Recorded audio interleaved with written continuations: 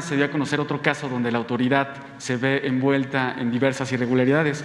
El pasado 9 de abril, 30 marinos fueron puestos a disposición de la Fiscalía General de la República por la desaparición de 4 personas en Nuevo Laredo, Tamaulipas. Presuntamente, este caso ocurrió en febrero de 2018, durante la administración federal pasada.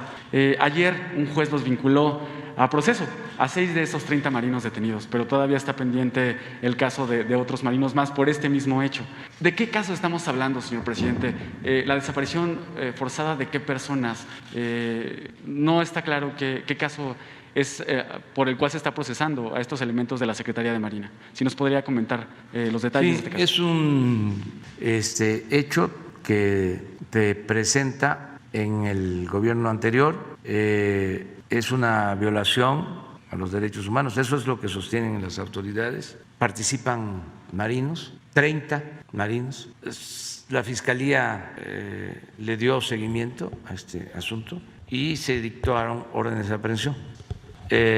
La misma Secretaría de Marina ayudó para la detención de todos estos elementos. Se detuvieron a 29 en 3 días y faltó uno que está detenido por otras causas en Morelos. O sea, ya están los 30 detenidos a disposición de los jueces. Yo voy a pedirle a Jesús que se informe de este asunto y lo mejor sería que la Fiscalía, se lo solicitamos de manera respetuosa a la Fiscalía, que les informara a ustedes sobre el caso. Es un asunto que se heredó y la instrucción es que no se tolera la violación de derechos humanos. 0 impunidad. Trátese de quien se trate. Entonces, se está atendiendo esta decisión. El almirante Ojeda, ayer lo comenté, aún afectado por el COVID, afortunadamente ya fue dado de alta. Desde aquí le mandamos un saludo. Él me envió el informe porque ha seguido trabajando. Es más, estaba en el hospital y él tenía el mando y estaba atento a todo lo que corresponde a la Secretaría de Marina. Él me envió el informe, el reporte de esto que estamos comentando y ya hay una actitud completamente distinta a la que había antes, tanto en la Secretaría de Marina como en la Secretaría de la Defensa. Acuérdense lo lamentable que era ver que abatían a presuntos delincuentes y profanaban sus cuerpos. Acuérdense de esa escena vergonzosa, inhumana, de cuando hay un enfrentamiento en Cuernavaca y someten y fallece uno de los presuntos delincuentes, o 2 o 3, y luego les toman fotos y les ponen a sus cuerpos dólares, esas cosas de mucha vergüenza, y luego eso genera que a los marinos que participan los ajusticien como represalia, incluso a sus familias, cosas que no corresponden. Y en ese entonces, declarando del embajador de Estados Unidos, dando sus opiniones sobre la detención, sin respeto a nuestra soberanía. Entonces esas cosas ya no suceden, ni queremos que sucedan, no vamos a permitirlo. En el caso de Marina y en el caso de la defensa, el almirante Ojeda, el general Sandoval, están pendientes. Ayer que vimos esto que sucedió en Michoacán, de cómo el ejército está planteando no a la confrontación, buscar que se atienda el problema con programas de bienestar, no caer en la trampa de la provocación, no usar la violencia. Es una situación completamente distinta. Yo agradezco mucho esta actuación, tanto de marinos como de soldados, porque no es desatar la guerra, eso fue más que un absurdo, causó mucho daño porque no se puede enfrentar la violencia con la violencia. Entonces, vamos a seguir, y el caso de las policías se va a seguir tratando. Desde luego vamos a esperar también que pasen las elecciones, porque ahora no es momento para estar señalando qué policías estatales, municipales están bien, cuáles están mal. No podemos hacer eso. Es una situación en general, básicamente. En un último tema, señor presidente, ayer se dio a conocer que la vicepresidenta de Estados Unidos, Kamala Harris, realizará un viaje por países que están envueltos en esta crisis de migración que se está viviendo en estos momentos. Preguntarle, señor presidente, si ya tiene fecha para cuándo Kamala Harris estará en México, en dónde ocurrirá esta reunión, ¿quién la atenderá? ¿Quién se entrevistará con ella? Si será usted, si será el canciller Marcelo Ebrard. ¿Qué nos puede comentar de los detalles de esta visita? No tenemos todavía ninguna información al respecto. No sabemos si se vaya a realizar ese viaje. Cuando hablamos por teléfono, la invité para ir a Chiapas, a Tabasco, a Campeche, a los estados fronterizos del sur de nuestro país, para que se diera cuenta, que conociera la experiencia que se tiene en apoyar a los pobladores del campo, productores, campesinos, ejidatarios, comuneros, pequeños propietarios, que conociera lo del programa Sembrando Vida. Le platiqué sobre ese programa, la importancia que tiene, porque tiene un efecto multiplicador, se da trabajo en las comunidades donde vive la gente, los lugares de origen de las personas, se da empleo, se siembran árboles frutales, maderables, que esto ayuda mucho al medio ambiente, y se arraiga a la gente. Ya si se tiene un trabajo en la comunidad seguro, pues ya no hay la necesidad de emigrar. Esta es una opción, esta es una alternativa. El sureste de México, donde se está aplicando el programa Sembrando Vida, es muy parecido en clima, en geografía, en cultura. Son nuestros hermanos, los guatemaltecos, salvadoreños, hondureños. Eso es lo mismo.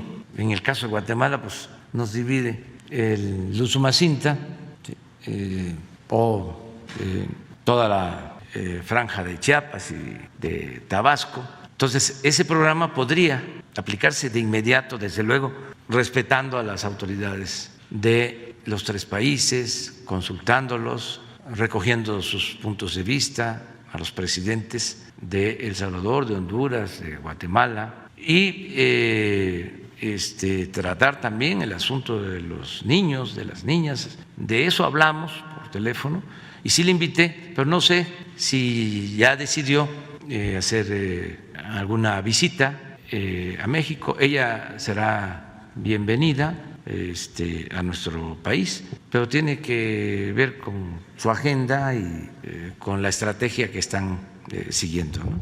A finales del mes pasado, a finales de marzo, la Fiscalía General de la República inició la investigación sobre el homicidio de 19 migrantes asesinados en Camargo, Tamaulipas. Esta investigación la inició la autoridad local, pero al considerarse un delito federal, atrajo este caso a la FGR.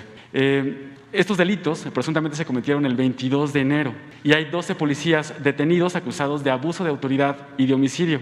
Se sospecha que los policías alteraron las pruebas en el lugar de este delito, donde presuntamente se cometió este delito. Los casos de abuso de autoridad se han hecho mediáticos en los últimos días. Particularmente cobran relevancia los abusos de autoridad cometidos contra migrantes. Basta recordar el caso de Victoria Salazar, quien perdió la vida al ser detenida por policías locales de Tulum, Quintana Roo. ¿Qué se sabe sobre la investigación de Camargo, Tamaulipas? Particularmente, ¿qué responsabilidad tiene la autoridad local, los policías? Bajo estos casos, señor presidente, ¿no valdría la pena mandar una iniciativa de reforma, establecer nuevos protocolos de actuación para las policías locales, particularmente las estatales y municipales. ¿Qué pasó en gobiernos anteriores, quienes presumían que se estaba capacitando a la policía, quienes les hacían exámenes de control de confianza para poder prestar un servicio a los ciudadanos? ¿Qué pasó con esos exámenes? Y preguntarles si valdría la pena poner este tema en la agenda, capacitar a los policías en actuación. Muchas veces los policías locales perciben un sueldo muy bajo, no tienen preparación y son cooptados fácilmente por la delincuencia. Ante esta situación, los policías se ven obligados a establecer sus propios protocolos y códigos de ética para actuar ante casos de peligro. La mayoría de los policías tienen la convicción de prestar un servicio,